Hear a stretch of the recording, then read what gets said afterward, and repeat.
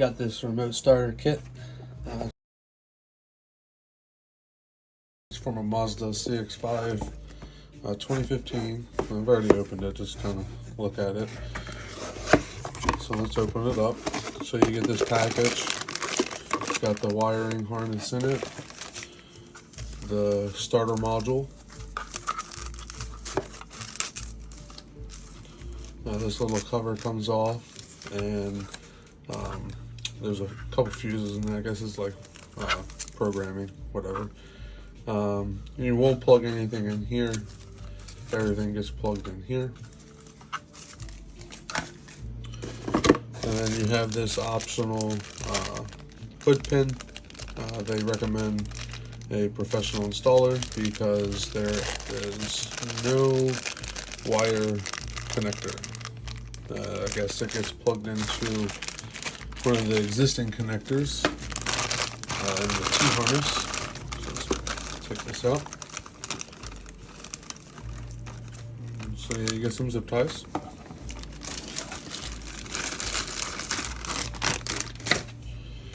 So you got the T-harness here. This will plug into the vehicle. I'm going to unplug two connectors under the steering wheel. I guess it's where the ignition switch is. You're going to plug those into one side and then plug the other side into the vehicle that you where you disconnected.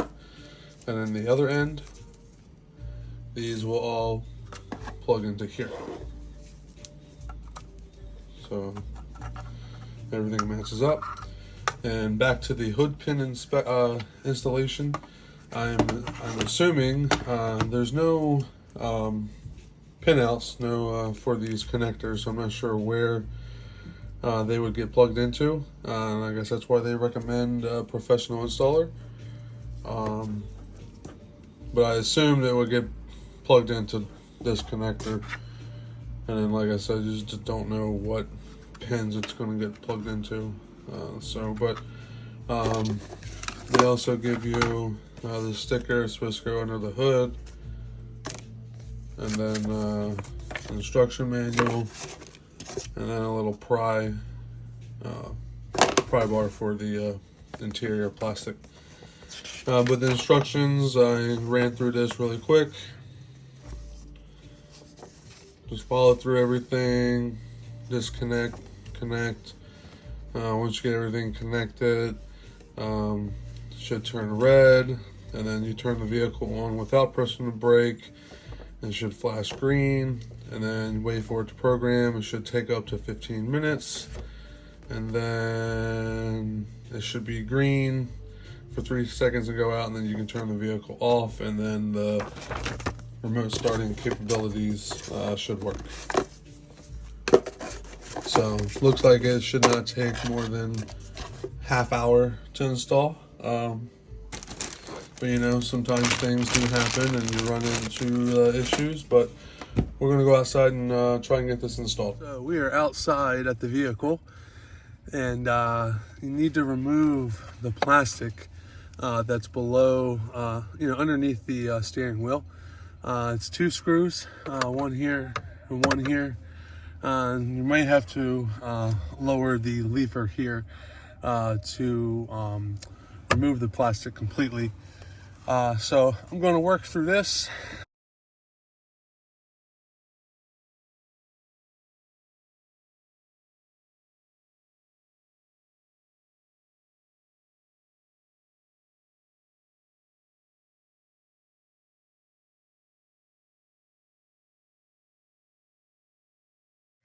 Two connectors I was speaking of earlier are right here and here. All right, just so I can see the camera and y'all can see this a little better. But got the one connector out. Excuse me. So what I had to do is I had to kind of push the flat tip up in there, and then that way I could push the it can push the release right here put the flat tip up there and then with one hand and then slide it out with the other. I'm gonna do these one by one, just that way. Actually, the connectors are different. We'll do this. Sometimes I just like to be cautious, and that way I don't screw connectors up.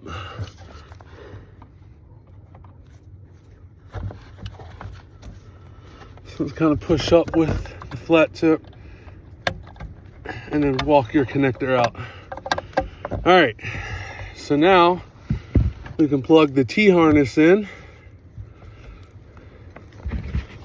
Show you these. So these are the two connectors under the steering wheel, and I'll grab the T-harness.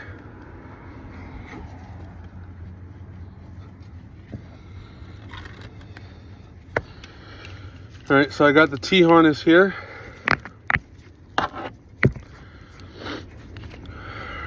going to simply plug one connector, just line everything up, plug it in, it's secured. Repeat it on the other one, clicked and secured. All right, so the T-harness is plugged into the factory harness of the car. So now we just need to plug, let's see here, just kind of finagle the wires around. I'm gonna feed it through the bottom portion of the dash here, just that way to get it started. Because I'm gonna run the, I think I'm gonna tuck it down near the fuse box, we'll see.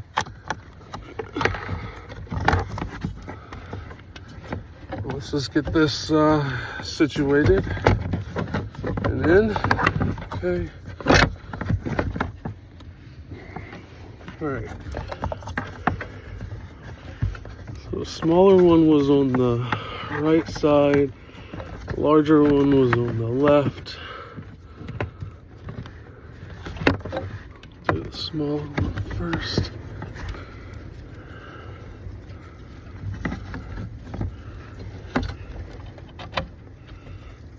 All right, that's in.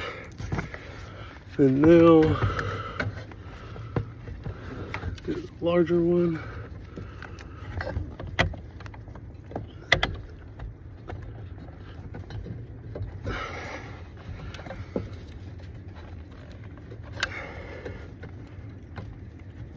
All right.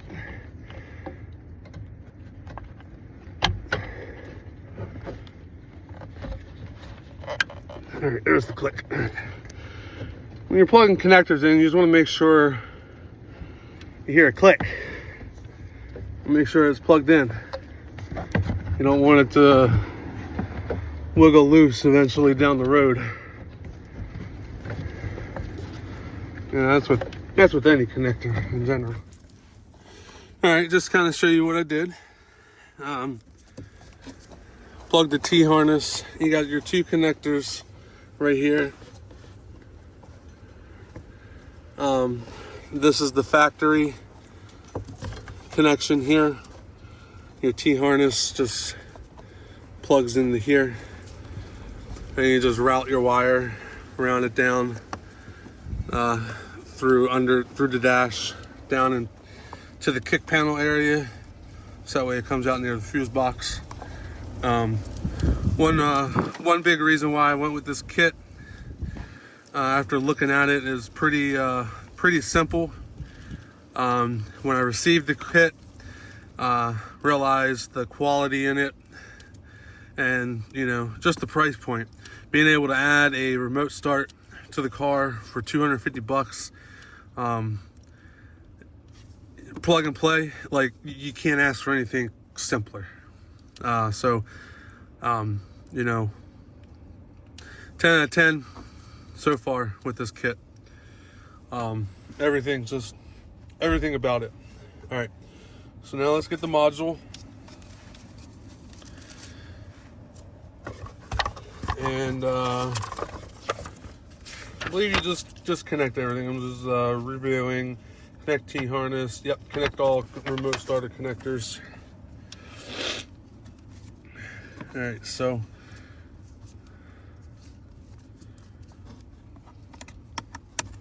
black one.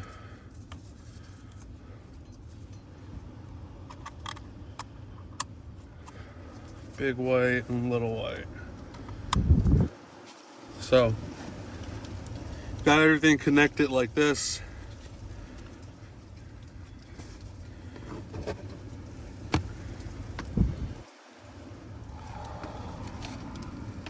Okay, battery's connected and I see the red light. The red light is on the module.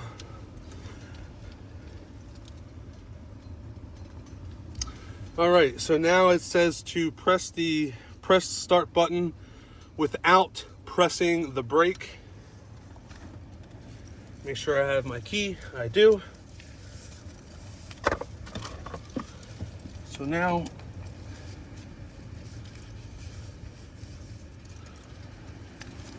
says to press it twice. Once, twice. All right, the module is flashing green. Turn my blinkers off. I mean my wiper. Flashing green. May take 15 minutes. We'll revisit once the module turns solid green. You see it flashing. Oh, it turned solid.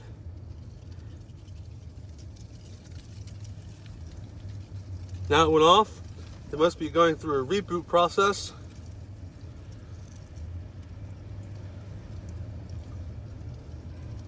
Oh, it says here, wait for the module to program. May take 15 minutes. The LED should turn green for 3 seconds and go out. That's what just happened. It turned solid. Now it's out. Press the vehicle start button to turn off. The module should now be programmed. So let's test it out. All right. So I'm sitting in the vehicle. The car is locked. So let's test it out. Let's do lock, unlock, lock.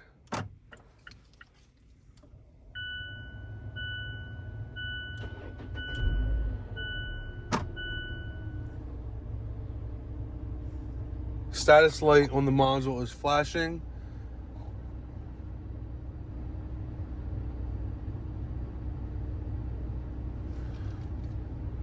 The car will run for 15 minutes before it shuts off.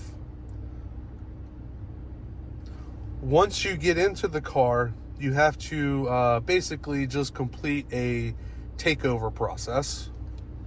So you're going to unlock your car. Going to open your door. You're going to get in. You have 45 seconds for the takeover process. You see the module is flashing green. You're going to press your brake pedal for 3 seconds.